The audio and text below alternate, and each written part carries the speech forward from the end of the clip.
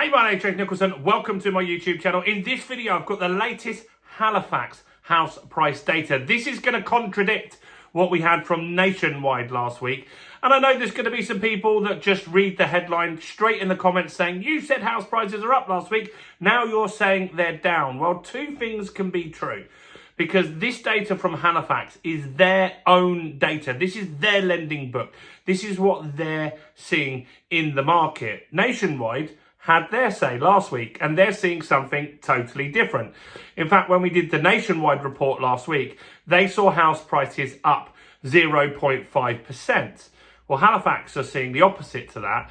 And it's important to get all of the data, because when you're looking to buy in the market or you just want to know what's going on, it's good to get informed, to get all the different data sources. You see, on this channel, we share the Nationwide data. That's always the first data that we get every single month. We share the Halifax data, which normally comes a week or 2 weeks later. We also share the ONS data, the Office of National Statistics. Now, that has a big lag. And so the latest data on that will be around May's data at the moment. But that's the official data. That's got the cash purchases in and everything like that. But also other things that give us an idea on market sentiment and where we're heading is things like the Rightmove asking price data. So once a month, we'll tell you, what are Rightmove seeing? New listings, are they pricing them lower than the current listings that are on there? Or are they increasing those as well? That gives you market sentiment, and that's important to take into account as well. And one new data set we've been talking about recently is mortgage approvals, because that gives us an idea of how many buyers are coming into the market. And so if you've got a property listed at the moment, you know, well, if there's lots of buyers coming in the market, I've got a good chance of getting the property sold at what I want to get. So this data is Halifax data. And before we jump into that, as always, if you haven't done, do subscribe to the channel over there and hit that bell notification. If you have a look around this video, we are so close to getting 50,000 subscribers. We need about 200. And what you'll get from subscribing is property news, house price news, interest rate news, property investing tips, and much, much more. And let's get some views on this video. Your part simple. Smash like, tickle like, do something to that like button. That really helps with the YouTube algorithm, and that really has helped the channel grow. So thanks to everyone that does that. So Nationwide data last week was 0.5% up. Well, Halifax are going the other way. Not quite as bad, but they are saying that they are seeing a 0.3% drop on the September house prices. So remember, this is their data. They've got a few brands. They've got Halifax, they've got Lloyd's under the same blanket as well. And so this is what they're seeing in the market. And so, as we've said, two things can be true. Nationwide data is true. This data is what these guys are seeing. Now, in August, they saw the opposite. They saw a fairly decent rise in house prices in August of 0.2%. So this obviously counters that and is bringing it all the way back down. Now, what's interesting here is there's a massive drop this month in the annual data. And so on an annual basis, house prices just last month were 2% up on an annual basis. Now they've dropped all the way down to 1.3% up on an annual basis. That's not good, but I want to explain something. That really means house prices are down, because if you take into account inflation, which is running at pretty much 4%, well, your house price is down 2.7% there. And so that is the best way for house prices to become more affordable and house prices to drop. We call it a silent property crash, if you like. And we have had that over the last few years. We've had house prices going up less over the last few years than inflation's been at. And so that means that house prices have become more affordable over that period of time. Now, why that's good is because for the people that already own a property, they've already got a mortgage, it means they're less likely to go into negative equity. So the value of their house has eroded, the value of the debt has eroded, but hopefully they've had some sort of pay rise in that sort of time. So this is the way that we really want house prices. If you are a viewer that wants house prices to drop, this is the better way for that to happen. For house price growth to be lower than inflation, and over time affordability will improve.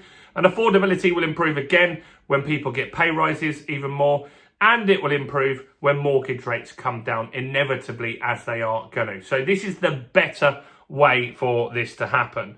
So annual growth has dropped off a cliff there. What is the average house price at the moment?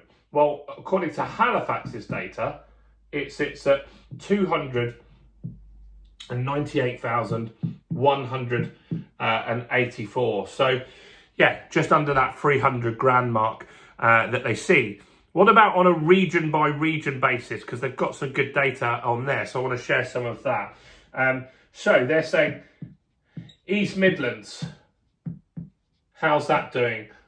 East Midlands, the average house price here is 245,759. And so in the East Midland, house prices are up 1.5%. So below inflation in the East Midlands. How about the east of England? Well, house prices there are 335,000 on average, 506. And so they are up again in that area, 0.6%. So what's interesting is the more expensive properties aren't going up as much. We're seeing that in other videos that we're talking about as well. So let's look at London. The capital, 543,000 is the average. At the moment, 497. And there, in London, house prices are also up 0.6%. However, that's Greater London that's done most of the work there, because Central London, Belgravia, Chelsea, those sorts of places has dropped significantly. So Greater London has really helped here. The North East, not sure I'm going to fit all these places on here. There's a lot. 180,000. 443. The average increase here is big. 4.8%, beating inflation. So as you're seeing, cheaper areas are strong, expensive areas not so strong. What about the Northwest? In the Northwest, the average house price is more, 244,157. It's a cheaper area as well, more affordability there, 3.9% up, which is decent. Next, Northern Ireland. We know Northern Ireland's been really strong in other data sources as well. 216,496. And so Northern Ireland, really strong here, 6.5%. This is just the Halifax data, remember. Other data sets are saying Northern Ireland has been up 9%, which is crazy. Scotland, we're going to have to put some of them up here. Scotland has an average house price of 588, sorry. And the average increase in Scotland, 4.5%. Scotland has done really well this year. South East, put that one down here. South East is 388,000 is the average, 632. And the average increase in the South East is up, but it's one of the worst performing places. It's surprising to see the South East hasn't not beaten London. Southwest, we know, we've done a lot of content on the Southwest. A lot of people are selling second homes in the Southwest. There's a glut of properties there. So house prices aren't particularly doing great there. 303,067 pounds.